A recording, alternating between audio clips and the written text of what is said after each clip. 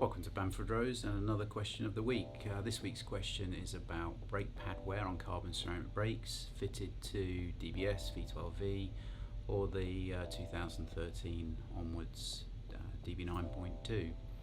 So there's an issue that happens when pad wear is getting close to the limit, but the wear lead indicator hasn't burnt through, so the light on the dash doesn't come on. The issue is that the mounting pins that are on the backing plate of the pad, which go through the friction material and help mount the friction material onto the backing plate, these phosphor bronze mounting pins start to protrude, scuff the face of the disc, and this is before the wear lead indicator comes on. So if we look at the first picture, this is a picture of a brake pad looking directly downwards on it, and you can see that there's some pad material remaining before that first leading edge of the wear lead indicator would be burned through.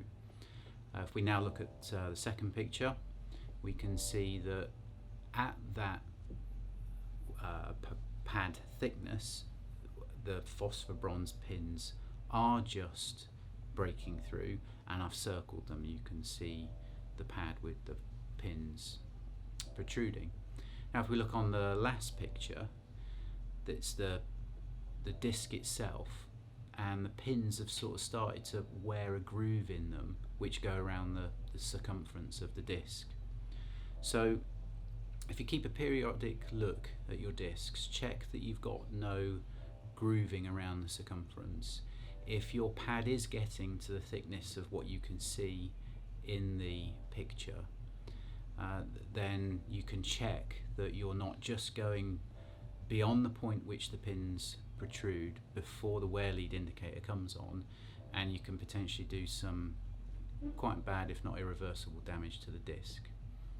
At service, the pad thickness and estimated service life remaining should be told to you anyway, but this is just an within service check that you can make yourself on your drive to look at your disc condition to make sure that there's no untoward wear marks on it.